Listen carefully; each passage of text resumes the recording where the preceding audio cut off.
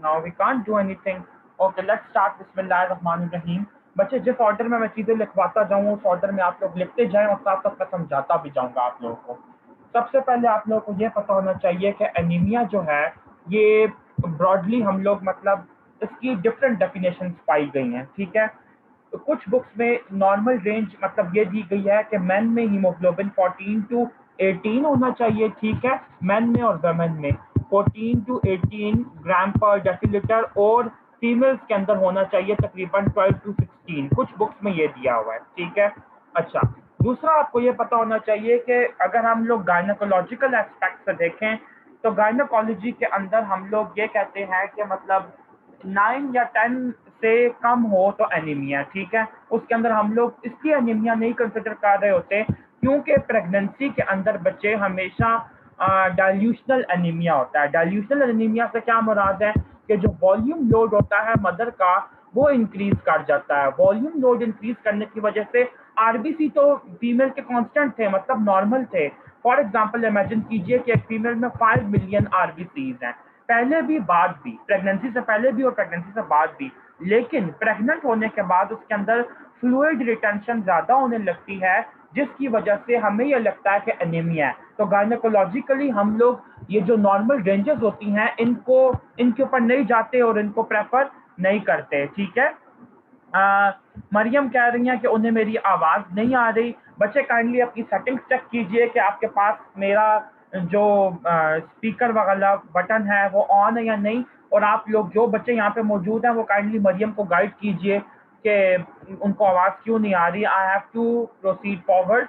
Okay, तो बच्चे मैं आपको कह रहा था कि जो आपकी जो नॉर्मल रेंज है 12 टू 16 वाली, वो आपको इग्नोर करनी पड़ती है गायनेकोलॉजिकल केसेस में, ठीक है। चलिए अब आगे आ जाएं आप। तो एनीमिया को ब्रॉडली बच्चे हमने क्लासिफाई किया इनटू टू मेन टाइप। एक होता है आपका माइक्रोसिटिक एनीमिया और दूसरा होता है आपका मैक्रोसिटिक एनीमिया। माइक्रोसिटिक और मैक्रोसिटिक की फर्दर कैटेगरीज में बच्चे आपको ये पता होना चाहिए कि इसके अंदर क्या क्या आता है। माइक्रोसिटिक के अंदर बच्चे आपका एक निमोनिक बनता है जिसका नाम है सीटा। सीटा से क्या बनता है? सिडीरोब्लास्टिक एनीमिया, ठीक है। सिडीरोब्लास्ट क्या होते हैं मैं अभी आपको डिटेल में बताऊंगा। आयरन से बनता है आयरन डेफिशिएंसी एनीमिया, ठीक है। अच्छा, टी से बनता है आपका थैलेसीमिया और ए से बनता है आपका एनीमिया ऑफ क्रॉनिक डिजीज। बच्चे ये याद रखना आपने कि ए से डी से मुराद है anaemia of chronic disease. Macrocytic anaemia में अगर आप आए तो इसका कॉमन जो निमोनिक है दैट इज एलएचएमसी। और एलएचएमसी से मुराद क्या है जरा गौर से देखिए। एल से मुराद है लिवर डिजीज। किसी भी बंदे को अगर लिवर डिजीज है, खास तौर पे अगर वो अल्कोहलिक है। एच से मुराद है बच्चे हाइपोथायराइडिज्म कि हाइपोथायराइड अगर पेशेंट है आपका। एम से मुराद है बच्चे आपका मेगैलोब्लास्टिक एनीमिया। मेगैलोब्लास्टिक एनीमिया के अंदर आपको पता है कि विटामिन B12 आ जाता है और फोलिक एसिड की डेफिशिएंसी आ जाती है, ठीक है। B12 या फोलिक एसिड की डेफिशिएंसी। और सी से बच्चे आपका बनता है साइटोटॉक्सिक ड्रग्स। साइटोटॉक्सिक ड्रग्स जो कि कैंसर को ट्रीट करने के लिए यूज होती हैं, जिसके अंदर टॉप नॉच आती है मीथोट्रेक्सेट। ये आपने याद रखना है बच्चे। अगर आपका किसी भी किस्म का किसी बच्चे का कोई पॉइंट मिस होता है, you do not need to worry. आप लोगों के लिए लेक्चर अपलोड किया जाएगा आज ऑनलाइन गूगल ड्राइव पे, लेकिन विद इन 24 आवर्स आप लोगों ने ये सुनना है क्योंकि फिर ये डिलीट हो जाएगा। ओके, ये मैंने आप लोगों को इम्पोर्टेंट बात इसलिए बताई है कि अभी हम लोग थ्रू आउट द लेक्चर जो भी एनीमिया डिस्कस करेंगे तो मैं आप लोगों से पूछूंगा कि इसके अंदर आपको मैक्रोसाइटोसिस मिलता है या माइक्रो, तो आपको फौरन रूल आउट करना आना चाहिए, ठीक हो गया। नेक्स्ट बच्चे आपको ये पता होना चाहिए आयरन डेफिशिएंसी एनीमिया, ठीक है। आयरन डेफिशिएंसी एनीमिया का आपको ये पता होना चाहिए, इसको हम डिनोट करते हैं IDA से। और ये मोस्ट कॉमन एनीमिया है वर्ल्ड वाइड। ये बहुत इंपॉर्टेंट एमसीक्यू है। FCPS में भी 4th ईयर के प्रॉफ में भी आपको ये एमसीक्यू बार बार आता है कि मोस्ट कॉमन एनीमिया कौन सा है, that is of iron deficiency. Iron deficiency anaemia की वेरियस कॉजेज हो सकती है, मैं वो सारी यहाँ पे डिस्कस नहीं करूंगा। लेकिन कुछ इंपॉर्टेंट बातें मैं आपको ये बता दूं कि डाइट डाइट की वजह से हो सकता है, यानी कि डाइट में सफिशिएंट आयरन नहीं है, ठीक है। या कोई बंदा पुअर फैमिली से बिलोंग करता है, वो खा पी नहीं सकता अच्छी डाइट को। अच्छा, दूसरी कॉज इसकी ये हो सकती है इम्पेयर्ड एब्जॉर्प्शन, कि इसकी जो एब्जॉर्प्शन है वो ही अच्छी नहीं हो पा रही। तो एब्जॉर्प्शन कैसे नहीं अच्छी हो पाएगी? फॉर एग्जांपल एक बंदे की गैस्ट्रेक्टमी हुई है, तो HCl जो होता है वो ज़रूरी होता है, मतलब वो फेरस फॉर्म की एब्जॉर्प्शन को प्रमोट करता है, ठीक है। ये वाली बात आपने याद रखनी है कि HCl जो होता है वो फेरस फॉर्म की एब्जॉर्प्शन को प्रमोट करता है। तो गैस्ट्रेक्टमी वाले पेशेंट्स के अंदर एब्जॉर्प्शन मैल एब्जॉर्प्शन में चेंज हो जाती है। इंक्रीज रिक्वायरमेंट, फॉर एग्जाम्पल, अच्छा, तीसरी इसकी जो डेफिशिएंसी की वजह हो सकती है वो हो सकती है इंक्रीज रिक्वायरमेंट। तो इंक्रीज रिक्वायरमेंट वाली स्टेट्स आपकी सबसे पहले आपको माइंड में जो आती है वो आती है प्रेग्नेंट फीमेल, ठीक है, कि उसके अंदर एक और बेबी जो है वो भी पल रहा है, उसको भी आयरन की जरूरत है, मदर को भी जरूरत है, तो वो इक्वली डिस्ट्रीब्यूट नहीं हुआ, ठीक है। दूसरी इसके अंदर कॉज आ सकती है प्री मेनोपॉजल वुमेन की, अच्छा, जिनको मेंस्ट्रुअल लॉसेस होते हैं ब्लड के और साथ साथ आयरन के भी। फोर्थ नंबर पे बच्चे आपका आ सकता है chronic blood loss. Chronic blood loss किस कंडीशन में होता है ये आपको पता होना चाहिए।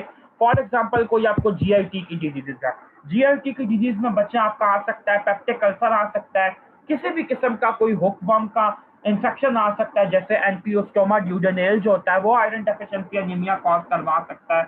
और इसके अलावा आपको ये पता होना चाहिए कि मेनोरेजिया, बच्चे मेनोरेजिया को मैं इसलिए हाईलाइट कर रहा हूँ कि मेनोरेजिया जो है ये मोस्ट कॉमन कॉज है लेस देन 50 ईयर फीमेल के अंदर आयरन डेफिशिएंसी एनीमिया की, ठीक है। Most common cause of IDA in women less than 50 years. मैं वुमेन नहीं लिख रहा, आपको ऑब्वियस होना चाहिए कि मेनोरेजिया फीमेल्स को ही होता है। चलें नेक्स्ट बच्चे, अब आप लोग ये देखें कि वो कौन से फैक्टर्स हैं जो कि आयरन की एब्जॉर्प्शन को इंक्रीज करते हैं, ठीक है, इंक्रीज आयरन एब्जॉर्प्शन, और कौन से ऐसे फैक्टर्स हैं जो कि आयरन की एब्जॉर्प्शन को डिक्रीज करते हैं। ये बहुत इंपॉर्टेंट फैक्टर्स हैं। आप लोगों को प्रॉफ में MCQ आता है पैथोलॉजी के अंदर कि एक बंदे को आयरन डेफिशिएंसी एनीमिया, तो इसमें से कौन सा ऐसा फैक्टर है जो कि उसकी एब्जॉर्प्शन को कम कर रहा है बेसिकली, ठीक है। तो इसके अंदर जो बहुत इंपॉर्टेंट वाले हैं बच्चे, उनको मैं ज्यादा क्लोजली मार्क करूंगा और लिखूंगा यहाँ पे कि वो फैक्टर्स जो कि एब्जॉर्प्शन इंक्रीज करते हैं। सबसे पहली बात तो ये कि आयरन की फेरस स्टेट, जो फेरिक स्टेट होती है उसके अंदर आयरन की एब्जॉर्प्शन जो होती है वो पुअर होती है, ठीक है। दूसरी बात HCl, अगर एक बंदे के स्टमक में एडिक्वेट अमाउंट में एसिड प्रोड्यूस हो रहा है तो उसकी आयरन एब्जॉर्प्शन अच्छी होगी, लेकिन अगर एक बंदे की गैस्ट्रेक्टमी हुई है तो उसके अंदर आयरन एब्जॉर्प्शन अच्छी नहीं होगी। तीसरी चीज बच्चे आपको यह पता होना चाहिए कि कौन से ऐसे फूड सब्सटेंसेस हैं, फूड सब्सटेंसेस से रिलेटेड अक्सर MCQ आया करता है, इसलिए मैं इसको ग्रीन कलर में लिख रहा हूँ कि अमाइनो एसिड्स जो होते हैं, अमाइनो एसिड्स इन फूड, अगर आपके खुराक के अंदर बेसिक अमाइनो एसिड शामिल है, मत बेसिक से मुराद ये, मैं एसिडिक और बेसिक की बात नहीं कर रहा, बेसिक से मुराद ये कि एसेंशियल अमाइनो एसिड्स जो आपकी डाइट में होने चाहिए, तो आपको इजीली आयरन की एब्जॉर्प्शन होगी। लेकिन इसी के कंट्रास्ट में आपको ये पता होना चाहिए कि अगर आपकी डाइट के अंदर फाइटेट्स हैं, ठीक है, ये बहुत इंपॉर्टेंट MCQ है, इसको नोट कर लीजिए, फाइटेट्स हैं, टेनेट्स हैं, और साथ ही साथ आपकी डाइट में फॉस्फेट्स हैं, तो आपकी आयरन की एब्जॉर्प्शन पुअर होगी। अब आपके माइंड में ये क्वेश्चन आएगा कि वो कौन सी डाइट होती है जिसके अंदर ये तीनों चीजें शामिल होती हैं। तो ये यहाँ पे बच्चे मैं लिख रहा हूँ कि you have to avoid lentils, lentils ये जो मतलब दालें वगैरह होती हैं कुछ, और इसके अलावा नट्स, नट्स आपकी आयरन एब्जॉर्प्शन को रोकते हैं, टी एंड कॉफी, ये चीज आपको लाजमी पता होनी चाहिए, ठीक है। ये MCQ आपको आ जाया करता है। ये फूड वाला जो MCQ है ये बहुत इंपॉर्टेंट है, इसको आपने पक्का पक्का याद करना है हाल हाल में, ठीक है। अच्छा, इसके अलावा आपको ये पता होना चाहिए कि ऐसी कौन सी एंटीबायोटिक है जो कि आयरन के एब्जॉर्प्शन को इम्पेयर करती है। टिपिकल आपका, ये आपका एक हैंडी पॉइंट है, इसको नोट कर लीजिए कि टेट्रासाइक्लिन वो एंटीबायोटिक है जो कि आयरन की एब्जॉर्प्शन को इम्पेयर करती है, ठीक है। इसलिए बच्चे जिनको टेट्रासाइक्लिन दी जाती हैं उनके अंदर आयरन की एब्जॉर्प्शन नहीं हो पाती, जिसकी वजह से वो एनीमिया के लिए प्रीडिस्पोज्ड होते हैं। अच्छा, आयरन डेफिशिएंसी एनीमिया के मुतालिक और इम्पॉर्टेंट बातें जो मैं आप लोगों को साथ साथ बताना चाहता हूँ उसको जरा नोट कर लीजिए। सबसे पहले आपको, मतलब ये मैं आपको बुलेट पॉइंट्स लिखवा रहा हूँ, पूरी समरी बता रहा हूँ कि आयरन की एब्जॉर्प्शन जो होती है वो होती किधर है। आयरन की एब्जॉर्प्शन हमेशा होती है ड्यूडेनम के अंदर। बाकी जितनी भी चीजें होती है ना, मतलब मेजॉरिटी उनकी एब्जॉर्प्शन स्मॉल इंटेस्टाइन के डिफरेंट पार्ट्स में होती है, लेकिन आयरन की ड्यूडेनम में होती है, और हमेशा फेरस फॉर्म जो होती है वो एप्रिशिएबल होती है, उधर होती है। एक और चीज आपको ये पता होनी चाहिए कि हेप्सिडिन एक प्रोटीन होती है जो कि रेगुलेटर है आयरन की एब्जॉर्प्शन का। ये वाली बात बहुत इंपॉर्टेंट है। दूसरा पॉइंट आपको ये पता होना चाहिए कि आयरन की ट्रांसपोर्ट, आयरन एब्जॉर्ब हो गया, अब आयरन की जो ट्रांसपोर्ट है वो किस फॉर्म में होगी। तो आपको ये भी पता होना चाहिए कि आयरन की ट्रांसपोर्ट होती है through a protein known as transferrin, और जो ट्रांसफेरिन प्रोटीन होती है ये नॉर्मली, ये आपने याद रखना है, ठीक है। नॉर्मली अगर आपको नॉर्मल वैल्यू नहीं पता होगी तो आप एबनॉर्मल पे कैसे जाएंगे। नॉर्मली जो ट्रांसफेरिन होती है ये हमेशा 33% सैचुरेटेड होती है, 67% अनसैचुरेटेड होती है। इससे क्या मुराद है बच्चे, इससे ये मुराद है कि ट्रांसफेरिन प्रोटीन जो होती है वो हमेशा ज्यादातर अनसैचुरेटेड फॉर्म में रहती है, ताकि जितना भी आयरन आ रहा है वो उसको ले जा सके। बाकी जो 30 और वो लेके जाती है बॉडी के टिश्यूज के पास उस आयरन को, लेकिन बाकी जो उसकी 33% फॉर्म होती है वो सैचुरेटेड ही रहती है। इसके अलावा एक और इम्पॉर्टेंट बात आपको ये पता होनी चाहिए कि ट्रांसफेरिन का एक मॉलिक्यूल दो आपके जो आयंस होते हैं आयरन के फेरिक फॉर्म के, उनको लेता है, ठीक है। ये बात आप अपने याद रखनी है कि आयरन के दो एटम्स को या दो आयंस को कैरी कर सकता है, टू को। ये इंपॉर्टेंट बात है। नेक्स्ट आपको ये पता होना चाहिए कि जब ट्रांसफेरिन ने अपना काम कर दिया है और आयरन को उन टिश्यूज तक पहुंचा दिया जहां पे उसकी जरूरत है, तो फिर आयरन किस फॉर्म में स्टोर होता है। तो स्टोरेज फॉर्म जो है आयरन की, आप सबको पता है बच्चे, सेकंड ईयर की बायोकेमिस्ट्री आप पढ़ते आ रहे हैं, फर्स्ट ईयर में भी पढ़ा है, फेरेटिन फॉर्म है, ठीक है। और फेरेटिन फॉर्म में अंदर बच्चे एक एमसीक्यू आपको बहुत कॉमनली आता है कि आयरन जो है वो बॉडी में किस फॉर्म में सबसे ज्यादा अबंडेंस में प्रेजेंट हुआ है। मैं यहाँ पे एक एमसीक्यू लिख रहा हूं, मोस्ट अबंडेंट फॉर्म या साइट ऑफ आयरन, ये आपको पता होना चाहिए, ठीक है। तो आपका आंसर डिट्टो क्या होना चाहिए, हीमोग्लोबिन। प्लीज इसको मार्क कीजिए कि आयरन जो होता है वो स्टोर्ड फॉर्म में इतना ज्यादा नहीं प्रेजेंट होता जितना ज्यादा वो हीमोग्लोबिन की फॉर्म में प्रेजेंट होता है। ये वाली बात आपके लिए बहुत इंपॉर्टेंट है। उसके बाद बच्चे आपको ये पता होना चाहिए कि टोटल बॉडी आयरन की वैल्यू क्या है। टोटल बॉडी आयरन जो होता है, TBI मैं लिख रहा हूँ, टोटल बॉडी आयरन वेमेन में तकरीबन 2 ग्राम और मेन के अंदर 6 ग्राम होता है।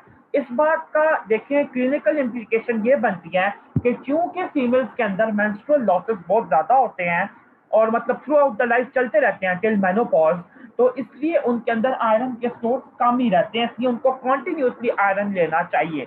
लेकिन जो मेल्स होते हैं वो इतना इजीली प्रीडिस्पोज नहीं होते, क्योंकि यूजुअली मेल्स का ब्लड लॉस कहीं से फिजियोलॉजिकली नहीं हो रहा होता, ठीक है। अच्छा जी, उसके बाद बच्चे आपको एक और बात बताता चलूं यहाँ पे कि क्लिनिकल फीचर्स क्या होते हैं आयरन डेफिशिएंसी एनीमिया के, कुछ इंपॉर्टेंट क्लिनिकल फीचर्स, ठीक है। तो क्लिनिकल फीचर्स में आपको ये पता होना चाहिए, पैलर, ऑब्वियसली पैलर तो होगा। नंबर 2 पे पीका। व्हाट इज पीका बच्चे, ये पीका जो है अक्सर आपसे वाइवा में पूछा जाता है। पीका is actually craving for ice या डर्ट, या मिट्टी के लिए आइस डर्ट, आप कह लें कि सैंड, इन चीजों के लिए बच्चे जो होते हैं वो ये चीजें खाने की कोशिश करते हैं, इसके बिहेवियरल एसोसिएशन है, ठीक है। और तीसरा सिम्टम जो कि एक बहुत एटिपिकल सिम्टम है, दैट इज बेसिकली डिस्पेजिया। और आयरन डेफिशिएंसी एनीमिया के साथ जब भी डिस्पेजिया आएगा अकम्पनिंग, तो आप लोग हमेशा प्लमर विंसन सिंड्रोम का सोचेंगे, ठीक है। पैटरसन ब्राउन या Plummer Vinson syndrome, Paterson Brown syndrome या प्लमर विंसन सिंड्रोम के बारे में आप लोग सोचेंगे। इसके अलावा बच्चे आपको ये पता होना चाहिए, अब जो आपको इंपॉर्टेंट बातें बताने लगा हूं वो है लैब्स, कि आयरन डेफिशिएंसी एनीमिया के अंदर आपको लेबोरेटरी फाइंडिंग्स क्या मिलेंगी। So you have to note them, और जिन चीजों को बच्चे मैं हाईलाइट करूंगा उसके ऊपर आपने लाजमी फोकस करना है। लेकिन ये लैब्स कराने से पहले मैं आपको 2-3 चीजों के बारे में बता दूं जो कि रॉबिन्स में बिल्कुल भी नहीं लिखी हुई, और आप लोग यहाँ से समझ लीजिए। सबसे पहले आपको ये पता होना चाहिए बच्चे कि जो नॉर्मल आरबीसी होता है, ठीक है, नॉर्मल आरबीसी का डायामीटर कितना होता है। नॉर्मल आरबीसी का जो डायामीटर होता है इसकी रेंज होती है 6 to 8 माइक्रोमीटर, या ऑन एवरेज होता है 7.5 माइक्रोमीटर, ठीक है। दूसरी चीज बच्चे आपको यह पता होना चाहिए कि व्हाट इज आरडीडब्ल्यू। आरडीडब्ल्यू क्या होती है, ठीक है, रेड सेल डिस्ट्रीब्यूशन विड्थ। क्या कहते हैं बच्चे इसको, रेड ब्लड सेल कह लें या रेड सेल कह लें, red blood cell distribution width. ये एक पैरामीटर है, मैं अभी आप लोगों को समझाता हूँ, पहले इसकी बात आप लोग नोट कर लें। Red cell distribution width, red cell distribution width जो होता है, इसकी नॉर्मल वैल्यू जो होती है वो होती है 11.5 टू 15.4%। ये चीज आपने नोट करनी है कि ये परसेंटेज में गिवन है, ये किसी यूनिट की फॉर्म में नहीं गिवन, ठीक है। तो रेड सेल डिस्ट्रीब्यूशन विड्थ जो होती है बेसिकली ये हमें क्या आइडिया दे सकती है किसी भी अनीमिया के बारे में, मैं आप लोगों को अभी समझाता हूँ। पहले इस चीज को नोट कर लीजिए क्योंकि ये आप लोगों को बहुत जगहों पे काम आनी है और आपके प्रॉफ के वाइवा का क्वेश्चन के फॉर्म में आ सकती है कि भाई रेड सेल डिस्ट्रीब्यूशन विड्थ क्या होती है। अगर किसी बच्चे को पता ही नहीं है कि रेड सेल डिस्ट्रीब्यूशन विड्थ क्या होती है तो उसका तो नंबर गए, ठीक है। तो एक सेकंड बच्चे, ये मैं आप लोगों को कॉजेज यहाँ पे बता दूं। हाँ, दो तरह की कॉजेज बच्चे आप लिखेंगे रेड सेल डिस्ट्रीब्यूशन विड्थ की, एक होंगी इंक्रीज का किस में होती है और एक नॉर्मल किस में होती है। अच्छा, तो अब ये देखें कि जो इंक्रीज जिसकी वैल्यू होती है वो तीन तरह के एनीमियाज में होती है। किस किस में?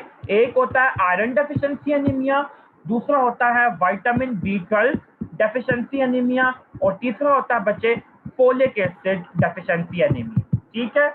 और नॉर्मल वैल्यू के साथ बच्चे मैं एक बात लिख रहा हूँ ताकि कल को आप लोगों को इशू ना हो कि may be normal, in cases में ये नॉर्मल हो सकती है और ज्यादातर चांसेस यही होते हैं कि ये नॉर्मल होगी इन केसेस में, ठीक है।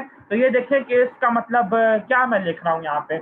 नॉर्मल वैल्यूज की हो सकती है number 1 anaemia of chronic disease के अंदर, नंबर 2 बच्चे इसकी नॉर्मल वैल्यू हो सकती है स्क्लेरोसाइटोसिस के अंदर जो आपका होता है हेरिडिटरी स्क्लेरोसाइटोसिस, थर्ड नंबर पे इसकी नॉर्मल वैल्यू हो सकती है एक्यूट ब्लड लॉस में, मैं ABL लिख रहा हूँ एक्यूट ब्लड लॉस। फोर्थ बच्चे ए प्लास्टिक एनीमिया के अंदर इसकी नॉर्मल वैल्यू हो सकती है और फिफ्थ नंबर पे आप लोग लिखें कि हीमोग्लोबिनोपैथी के अंदर, ठीक है। हीमोग्लोबिनोपैथी क्या होती है बच्चे? जिसके अंदर आपके थैलेसीमिया वगैरह आते हैं। अब सवाल ये पैदा होता है कि आपका रेड सेल डिस्ट्रीब्यूशन विड्थ होती क्या है। तो रेड सेल डिस्ट्रीब्यूशन विड्थ बच्चे आपसे जब भी कोई पूछेगा तो आप कहेंगे measurement of the range in the volume and size of red blood cells. मैं आप लोगों को ये लिखवा भी देता हूं ताकि आप लोगों को ये वाली चीज समझ आ जाए। मेजरमेंट ऑफ रेंज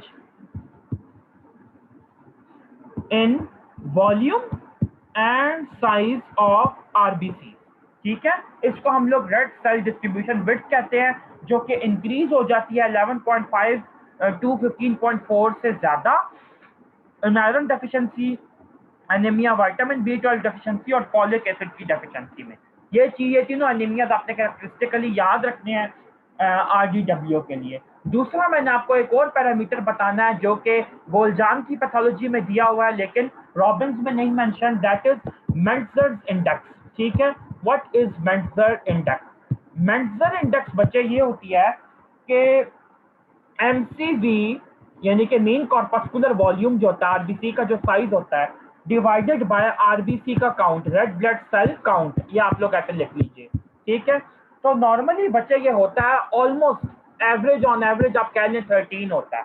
लेकिन अगर किसी बंदे के अंदर MCV ओवर RBC काउंट यानी कि मेंजर इंडेक्स जो है, मैं इसको MI लिखता हूँ, चले MI इंडेक्स जो है वो लेस देन 13 है और किसी बंदे के अंदर अगर MI इंडेक्स ग्रेटर देन 13 है तो उसके अंदर क्या होगा? जिसमें लेस देन 13 है उसको थैलेसीमिया होने का चांस है और जिसके अंदर ग्रेटर देन 13 है उसको आयरन डेफिशिएंसी एनीमिया होने का चांस है। बच्चे ये इतनी सारी बातें मैंने आप लोग को इसलिए लिखवाई हैं कि किसी न किसी आप एक मेजरमेंट को पकड़ के इन एनीमिया को डिफरेंशिएट कर सके, so that you are not stuck while doing the paper कि ये मुझे कैसे पता चलेगा कि ये आयरन डेफिशिएंसी एनीमिया या थैलेसीमिया है। मैं अभी आप लोगों को और भी कंपैरेटिव स्टडी कराऊंगा इंशाल्लाह ताकि आप लोगों को मजीद क्लियर हो जाए। अच्छा, फर्दर बच्चे आप लोग ये देखें, मैंने आप लोगों को जो बात बतानी थी जिसके लिए मैंने आपको ये सारी कहानी सुनाई है वो है कि आयरन डेफिशिएंसी एनीमिया के केस में क्लिनिकल पिक्चर पे आपको क्या नजर आएगा, लैब्स आपको क्या नजर आएंगी। सबसे पहली बात आपको ये नजर आएगी बच्चे कि आपकी टोटल आयरन बाइंडिंग कैपेसिटी और रेड सेल डिस्ट्रीब्यूशन विड्थ जो है बच्चे ये बड़ी होगी, ये इंक्रीज होगी। अब देखें कि मैंने सबसे पहले ये लिखा है तो इसका ये मतलब है कि ये सबसे इंपॉर्टेंट फीचर है, ठीक है। दूसरी नंबर पे चीज बच्चे जो आपको पता चलेगी इसके अंदर वो क्या है, that is mean corpuscular volume कम होगा, ठीक है। और साथ ही साथ बच्चे आपका जो टोटल आयरन होगा बॉडी में वो भी कम होगा। तो फिर इसका मतलब है कि आपका जो फेरेटिन होगा वो भी कम होगा। ठीक है, यानी कि एक बंदे का चले साइज तो इफेक्ट हो ही रहा है, एमसीबी तो इफेक्ट हो ही रहा है, साथ ही साथ उसके अंदर आयरन के स्टोर्स भी कम है, और आयरन के स्टोर्स हमेशा फेरेटिन के थ्रू शो होते हैं। चलो जी, ये तो हो गया। अब हम देखते हैं कि पेरिफेरल ब्लड स्मेयर पे आपको क्या नजर आता है। तो पेरिफेरल ब्लड स्मेयर के लिए मैं लिख रहा हूँ यहाँ पे पीबीएस। पेरिफेरल ब्लड स्मेयर पे बच्चे आपको हमेशा हाइपोक्रोमिया नजर आएगा। हाइपोक्रोमिया से मुराद है कि आपको कलर हमेशा पेल नजर आएगा, क्योंकि आयरन जो होता है वो कलरिंग एजेंट भी है। ठीक है, उसकी वजह से एक पिगमेंटेड इफेक्ट भी आता है, हाइपोक्रोमिया होगा। नंबर 2 जो मैंने आपको माइक्रोसिटिक एनीमिया की 4 कॉजेज लिखवाई थी, सिडरोब्लास्टिक, आयरन डेफिशिएंसी, थैलेसीमिया और एनीमिया ऑफ क्रॉनिक डिजीज। तो उसके अंदर आयरन डेफिशिएंसी भी था, तो आपको माइक्रोसाइटोसिस नजर आएगा।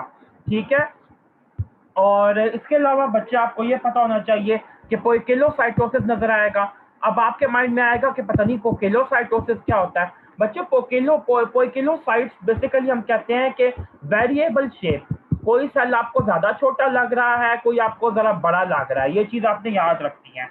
और एक बहुत कैरेक्टरिस्टिक चीज जो कि रॉबिन्स ने भी मेंशन किए हुए हैं, पेंसिल सेल्स।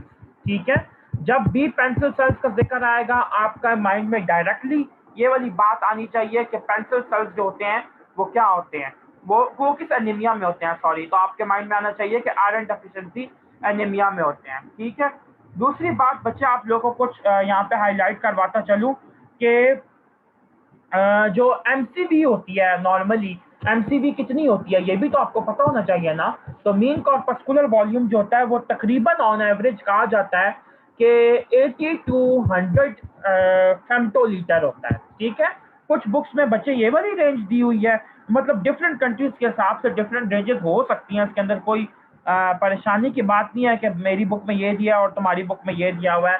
आपको इस रेंज से डील करना आना चाहिए। ठीक है, अच्छा ये तो देखिए मैं आपको ये सारी वैल्यूज लिखवा देता हूँ। जो एमसीवी होती है नॉर्मली ये होती है 80 टू 100 फेम्टोलीटर। अच्छा, दूसरी बात बच्चे, जो आपका मीन कॉर्पस्कुलर हीमोग्लोबिन होता है वो कितना होता है, वो नॉर्मली होता है बच्चे 27 टू 33 पिकोग्राम पर सेल। ये बात आपने याद रखनी है। ठीक है, 27 टू 33 पिकोग्राम पर सेल। इसके अलावा आपको यह पता होना चाहिए कि जो आपका एमसीएचसी होता है, मीन कॉर्पस्कुलर हीमोग्लोबिन कंसंट्रेशन, इसकी नॉर्मल वैल्यू बच्चे होती है 33.5 टू 35.5 ग्राम पर डेसीलीटर। अब बच्चे जो आपको डिफरेंट यूनिट्स यहाँ पे लिखवाए हैं, तो यूनिट्स को आपने मिक्स नहीं करना। आपका फेम्टोलीटर था, फिर पीको था, फिर आपका ग्राम आ गया बीच में।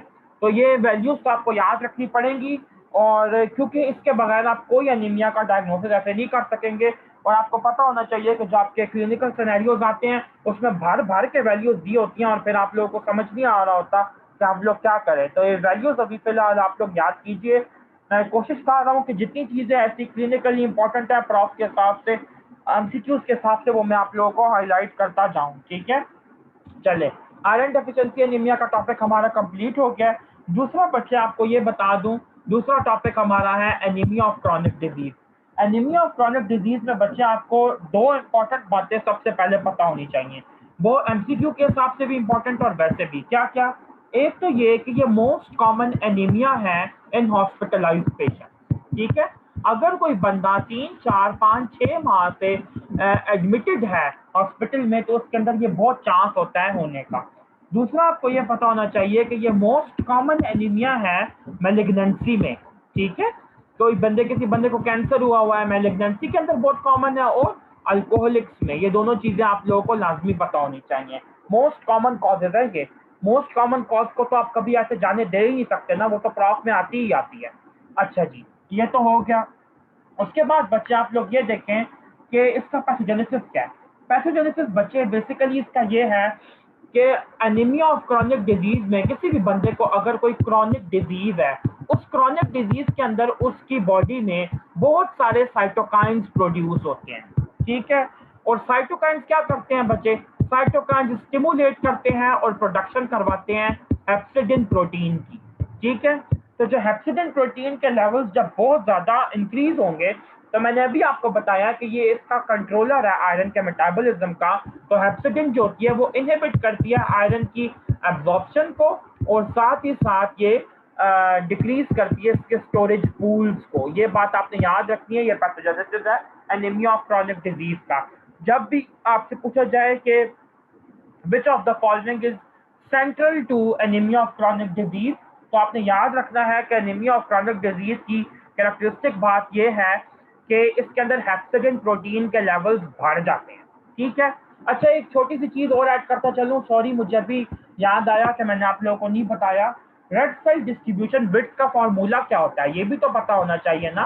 बेशक आप लोग याद ना करें, लेकिन पता जरूर होना चाहिए कि रेड सेल डिस्ट्रीब्यूशन विड्थ हम कैलकुलेट करते हैं बाय मीन कॉर्पस्कुलर वॉल्यूम की standard deviation divided by mean corpuscular volume itself multiplied by 100। ठीक है। यानी कि मीन कॉर्पस्कुलर वॉल्यूम की जो आपको स्टैंडर्ड डेविएशन आई होती है, उसको आपने डिवाइड करना है मीन कॉर्पस्कुलर वॉल्यूम से और मल्टीप्लाई करना है 100 से। ठीक हो गया। अच्छा, अब आप लोग देखें बच्चे कि आपके लैब वैल्यूज क्या होते हैं एनीमिया ऑफ क्रॉनिक डिजीज में। ठीक है। तो सबसे इंपॉर्टेंट बात बच्चे आपको जो मैं यहाँ पे बताना चाहूंगा, जो हाईलाइट करूंगा, कि कभी भी आपको कंफ्यूजन हो कि iron deficiency anaemia versus anaemia of chronic disease में हमने कैसे डिफ्रेंशिएट करना है, तो याद रखिएगा कि आयरन डेफिशिएंसी एनीमिया में हमेशा टीआईबीसी जो होती है वो बढ़ जाती है। ठीक है। और जो रेड सेल डिस्ट्रीब्यूशन विड्थ होती है वो भी बढ़ जाती है। लेकिन एनीमिया ऑफ क्रॉनिक डिजीज का डायग्नोस्टिक पॉइंट ये है कि इसमें टीआईबीसी जो होती है वो कम हो जाती है, टोटल आयरन बाइंडिंग कैपेसिटी जो होती है वो कम हो जाती है। ठीक है।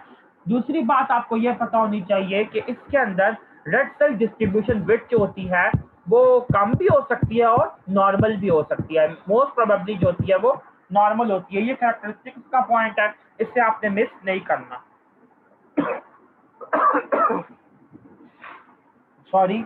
अच्छा, नेक्स्ट बच्चे आप लोग ये देखें कि इसके अंदर आपको पेरिफेरल स्मेयर में क्या दिखाई देगा। ठीक है। बच्चे इसकी जो पेरिफेरल स्मेयर होता है इसकी एक बहुत कैरेक्टरिस्टिक बात होती है। मैं आप लोगों को बताता हूँ कि पेरिफेरल स्मेयर में क्या होगा। आयरन डेफिशिएंसी एनीमिया और एनीमिया ऑफ क्रॉनिक डिजीज का पेरिफेरल स्मेयर बहुत कंफ्यूजिंग होता है, और वो पेशेंट की पेरिफेरल स्मेयर की हिस्ट्री पर डिपेंड करता है। कैसे? ऐसे बच्चे कि आयरन डेफिशिएंसी एनीमिया के अंदर पहले माइक्रोसाइटोसिस होता है। ठीक है। पहले माइक्रोसाइटोसिस होता है, पहले सेल का साइज कम होता है, और नंबर 2 पे फिर बच्चे हाइपोक्रोमिया होता है। ये बात आपने याद रखनी है, हमेशा याद रखनी है बच्चे। पेरिफेरल स्मेयर लेंगे, पेरिफेरल ब्लड स्मेयर लेंगे PBS1 पहला जो लेंगे उसके अंदर आपको माइक्रोसाइटोसिस नजर आएगा, लेकिन सेल जो होंगे वो नॉर्मोक्रोमिक होंगे। लेकिन पेरिफेरल ब्लड स्मेयर नंबर 2 जब आप लेंगे आयरन डेफिशिएंसी एनीमिया में, तो हाइपोक्रोमिक माइक्रोसाइटिक सेल्स नजर आएंगे। ठीक है। लेकिन एनीमिया ऑफ क्रॉनिक डिजीज में क्या होता है बच्चे, याद रखिएगा कि इसके अंदर हाइपोक्रोमिया पहले डेवलप होता है, और नंबर 2 पे बच्चे आपका डेवलप होता है माइक्रोसाइटोसिस। ठीक है। ये वाली बातें रॉबिन्स के अंदर कहीं भी नहीं लिखी हुई बच्चे, मैं आपको बहुत हाई यील्ड बातें बता रहा हूँ ताकि आपको डिफ्रेंशिएट करना आए। तो इन चीजों को नोट कीजिएगा। आप लोग बेशक रॉबिन्स पढ़ के देख लीजिएगा, उसमें ये चीजें नहीं मेंशन की हुई उसने ऐसे। ये कंपैरेटिव स्टडी का बच्चे लेक्चर लेने का यहाँ पे यही फायदा है कि मैं आपको क्लिनिकल सिनेरियोज की बेस पे पढ़ाऊं और सॉल्व करवाऊं चीजें। काइंडली मुझे चैट बॉक्स में रिप्लाई कीजिएगा कि क्या अभी तक हमने जो बातें पढ़ी हैं इनकी कुछ ना कुछ सेंस आपके माइंड में बनी है या नहीं। मैं वेट कर रहा हूँ आपके रिप्लाई का। अच्छा जी। दूसरा बच्चे आपके माइंड आपका जो आता है topic, that is sideroblastic anaemia. Sideroblastic anaemia. अगर यहाँ पे कोई बॉयज हैं तो वो भी मुझे बताएं, बॉयज को समझ आ रहा है? ओके, थैंक यू बच्चे फॉर योर रिप्लाई। सिडीरोब्लास्टिक एनीमिया में सबसे पहले हम डिस्कस करेंगे कि इसकी कॉजेज क्या होती हैं। दो तरह की कॉजेज हैं इसकी, एक है इसकी हेरेडिटरी कॉजेज, ठीक है। दूसरी बच्चे इसकी हैं एक्वायर्ड कॉजेज। अब देखें कि इनमें क्या है और कौन कौन सी चीज कॉमन है। सबसे पहले आपको यह पता होना चाहिए हेरिडिटरी कॉज के अंदर कि हेरिडिटरी कॉज जो होती है वो एक्स लिंक्ड रिसेसिव होती है। तो याद रखिएगा कि एक्स लिंक्ड रिसेसिव डिजीजेस जो होती हैं वो हमेशा मेल्स के अंदर मैनिफेस्ट होती हैं। ठीक है। फीमेल में मैनिफेस्ट नहीं होती। दूसरी चीज आपको यह पता होना चाहिए कि एक्स लिंक्ड रिसेसिव डिजीज में होता क्या है। बेसिकली सिडीरोब्लास्टिक एनीमिया के केस में ALA सिंथेज एंजाइम जो होता है, जो कि हीमोग्लोबिन के सिंथेसिस में यूज होता है, इसके लेवल्स कम होते हैं, ठीक है, इसके जीन की म्यूटेशन होती है। एक्वायर्ड केसेस में क्या है बच्चे, एक्वायर्ड केसेस में बच्चे आपको ये लाजमी पता होना चाहिए कि अल्कोहलिज्म जो है वो मोस्ट कॉमन कॉज है सिडरोब्लास्टिक एनीमिया की। आपको सिनेरियो आएगा, एक पेशेंट है, वो उसकी क्रॉनिक हिस्ट्री है, 27 ईयर्स से वो अल्कोहल पी रहा है, उसके पेरिफेरल ब्लड स्पेयर में किस किस्म का एनीमिया आपको कॉमनली दिखाई दे सकता है, तो आपने कहना है सिडरोब्लास्टिक एनीमिया, ठीक है। दूसरी चीज बच्चे, आपको अक्सर एक क्वेश्चन आ जाया करता है कि which of the following blood cancer is associated with sideroblastic anaemia, और आपकी ऑप्शंस हैं acute lymphoblastic leukaemia, acute myeloid leukaemia, chronic lymphoblastic leukaemia और क्रॉनिक माइलॉइड ल्यूकेमिया। तो आपने हमेशा टिक करना है एक्यूट माइलॉइड ल्यूकेमिया को, ठीक है। एक्यूट माइलॉइड ल्यूकेमिया में सिडरोब्लास्टिक एनीमिया आपको नजर आएगा। दूसरी, अच्छा बच्चे, पैथोजेनेसिस तो मैं आपको बता चुका हूँ कि इसकी कॉजेज मतलब क्या है, वो ही इसका पैथोजेनेसिस है। लैब्स की वैल्यू पे बच्चे अगर हम लोग आ जाए तो लैब्स में आप लोग ये देखेंगे, मैं आपको एक मजे की बात बताता हूँ। एक तरफ हो गया बच्चे आपका आयरन डेफिशिएंसी एनीमिया, ठीक है। हाँ जी बच्चे, आपकी बात बिल्कुल ठीक है। अब आप लोग फजीलत ये पूछ रही हैं कि शुरू में मैंने ये कहा कि अल्कोहलिक्स के अंदर anaemia of chronic disease common है, बिल्कुल ठीक बात है। इन दो बातों में फर्क है। क्या फर्क है बच्चे, जरा गौर से सुनिएगा। मैंने कहा कि सिडरोब्लास्टिक एनीमिया की मोस्ट कॉमन कॉज जो है वो अल्कोहलिज्म, ठीक है।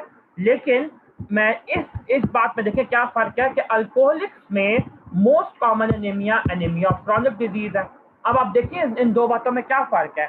इन दो बातों में ये फर्क है कि अगर आपको ये सिनेरियो आए कि एक बंदा 20 साल से अल्कोहल पी रहा है और उसको एनीमिया हुआ है, तो उसके अंदर मोस्ट कॉमन एनीमिया कौन सा होगा। और अगर आपको एनीमिया ऑफ क्रॉनिक डिजीज भी दिया जाए और सिडरोब्लास्टिक भी, फिर आपने anaemia of chronic disease he choose करना, ठीक है। दूसरी चीज बच्चे, आपको यह पता होनी चाहिए कि अगर मैं आपको ये क्वेश्चन दूं कि एक बंदा है, उसके ब्लड में हमें सिडरोब्लास्ट मिले हैं, तो उसकी मोस्ट कॉमन कॉज क्या है, तो फिर आप कहेंगे अल्कोहलिज्म, ठीक है। दूसरी चीज, एक और तीसरा सिनेरियो डिस्कस कर लूं, वही वाला कि अगर एक बंदे को कहा जाए कि उसको 20 ईयर्स से अल्कोहलिक है वो, और आपको कोई डिजीज ना दी जाए, आपको ये और आपको ऑप्शन भी ना दिया जाए एनीमिया ऑफ क्रॉनिक डिजीज का, फिर आपने बच्चे सिडरोब्लास्टिक एनीमिया ही चूज करना, ठीक है। फिर आप anaemia of chronic disease choose नहीं करेंगे। चलो, आई होप ओके गुड बच्चे, अगर आपको समझ आ गया। अब देखें बच्चे, मैं आप लोगों को कंपैरिजन कराने लगा हूं कि iron deficiency anaemia, anaemia of chronic disease और सिडरोब्लास्टिक एनीमिया में आप लोग कैसे डिफरेंशिएट करेंगे। ये देखें बच्चे कि आयरन डेफिशिएंसी एनीमिया में आपकी जो टीआईबीसी होती है ये भरी हुई होती है, ठीक है। एनीमिया ऑफ क्रॉनिक डिजीज के अंदर आपकी टीआईबीसी कम हुई होती है, और सिडरोब्लास्टिक एनीमिया में भी आपकी टीआईबीसी जो होती है ये कम हुई होती है। अब मसला ये है कि जब ये तीनों जो है आपको हाइपोक्रोमिक भी अपेयर हो रहे हैं और इनके अंदर टीआईबीसी भी इन दोनों में कम है, तो फिर हम एनीमिया ऑफ क्रॉनिक डिजीज और सिडरोब्लास्टिक एनीमिया को कैसे डिफरेंशिएट करेंगे। बच्चे, इसके लिए कैरेक्टरिस्टिक टेस्ट है आपका सीरम आयरन के लेवल्स देखना, ठीक है। ये बात आप लोग नोट कर लीजिए। सीरम आयरन के लेवल्स जो होते हैं बच्चे, सिडरोब्लास्टिक एनीमिया में सीरम आयरन के लेवल्स जो होते हैं वो ज्यादा होते हैं, और एनीमिया ऑफ क्रॉनिक डिजीज में सीरम आयरन के लेवल्स जो होते हैं बच्चे ये कम होते हैं, ठीक है। और आपको पता है, ये वाली बात तो मैं पहले ही बता चुका हूँ कि जो आयरन डेफिशिएंसी एनीमिया का पेशेंट है उसके अंदर तो वैसे ही आपका सीरम का जो आयरन होगा वो कम होगा। तो अब आप लोग ये देखें, एक मजे का पूरा आपके पास एक बेहतरीन किस्म का क्लिनिकल प्रिपेयर हो गया है। मैं आपको 3 तरह से एग्जांपल देता हूँ। एक मेल है, 20 ईयर ओल्ड है, एक मेल है 20 ईयर ओल्ड है, ठीक है। उसके अंदर टीआईबीसी जो है वो इंक्रीज्ड है और सीरम आयरन का लेवल कम है, तो कौन सा एनीमिया है, आयरन डेफिशिएंसी। एक बच्चा है, मेल है वो, और उसके अंदर टीआईबीसी का लेवल जो है वो कम है और सीरम आयरन ज्यादा है, तो फिर उसको क्या है, सिडरोब्लास्टिक एनीमिया। अच्छा, फिर आप देखें कि एक फीमेल है और उसके अंदर टीआईबीसी भी कम है और सीरम आयरन भी कम है, तो उससे क्या है, एनीमिया ऑफ क्रॉनिक डिजीज। ठीक है, यानी कि आप सिंपल अगर ये पैरामीटर याद रखें तो आपको ये चीज़ याद हो सकती है, सिनेरियो आप सॉल्व कर सकते हैं। लेकिन अगर आपको ये पैरामीटर नहीं याद तो फिर आप नहीं कर सकते। मतलब अगर आपको ये पैरामीटर याद है फिर आपको कोई ज़रूरत नहीं है, ये मतलब आप अगर ना भी आपको पता हो ना हिस्ट्री कि ये अल्कोहलिक था या नहीं था तो आपको इतना फ़र्क नहीं पड़ेगा। चलें, लेक्चर लेक्चर का टाइम ओवर हो रहा है। मैं आप लोगों को अभी दोबारा लिंक भेजता हूँ, काइंडली ज्वाइन कीजिए।